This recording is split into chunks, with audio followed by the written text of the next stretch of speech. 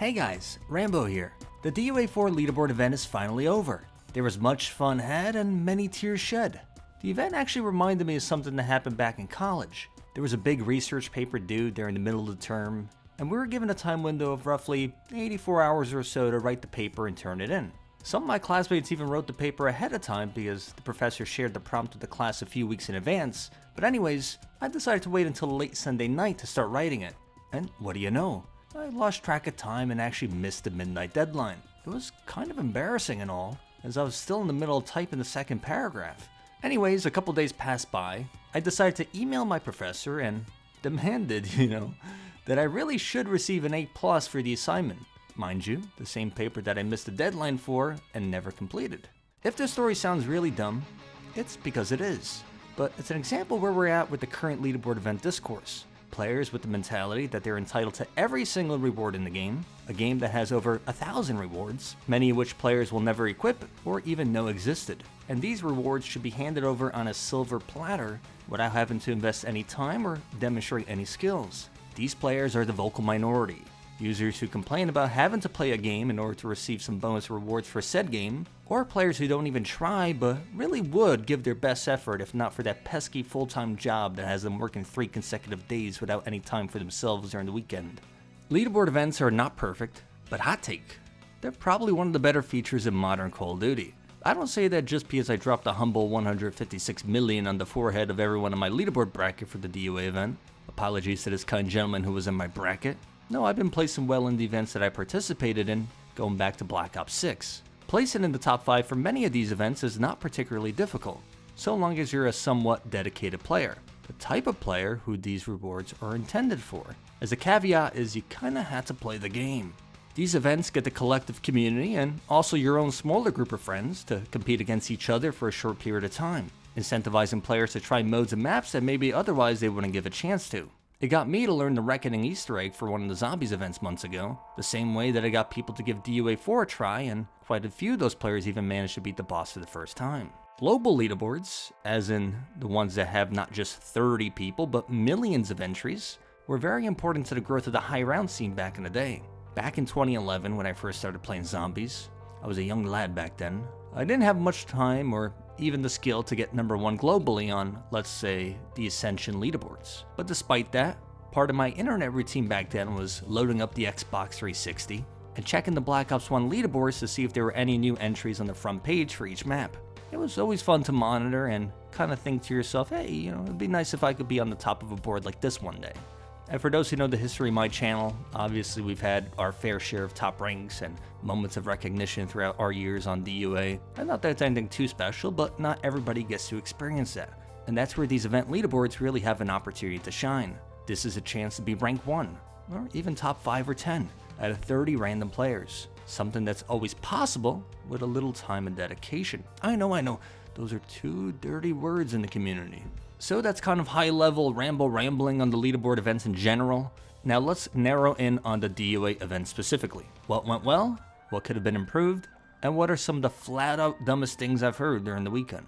Let's start with the positives. As alluded to earlier, I saw a number of tweets and comments and messages in my stream of players being inquisitive, trying to learn more about DUA and get better at the game, and overall having a positive experience with the mode and event.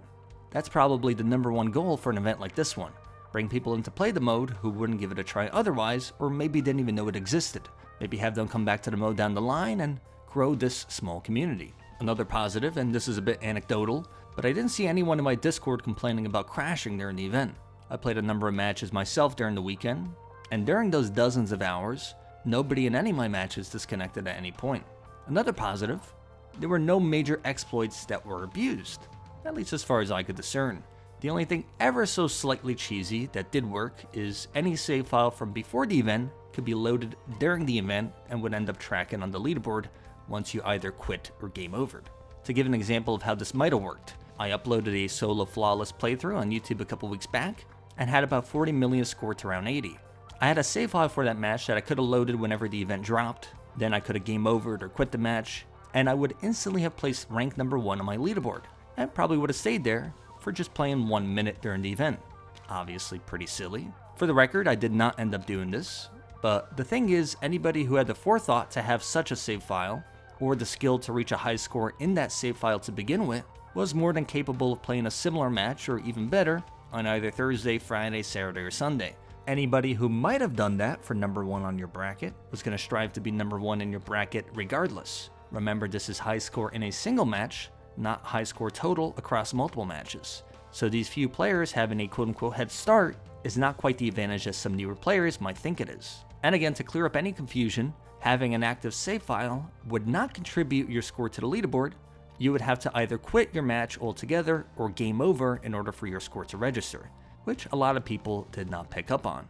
Now let's talk about what could have maybe been improved. I do like the high score in a single match being the stat tracked for this event, obviously very old school arcadey, but some players were confused beyond belief in terms of how this event was being tracked, to the point where quite a few players were complaining that they deserve all the rewards for the event due to tracking issues, when really it was what they call skill issues or reading comprehension issues or basic logical deduction. So to clarify, the placement rewards such as top 5 for the animated camo were based on your high score in a single match. So if you got 2 million score in one match and 1 million score in another match, your high score would just be 2 million. On the flip side, there were also event rewards. Those were the ones on the sidebar, with the highest tier being the Maddox Blueprint for 3 million total score. Now for these rewards, if you got 2 million in one match and 1 million in another, they actually would add up and unlock the blueprint for you.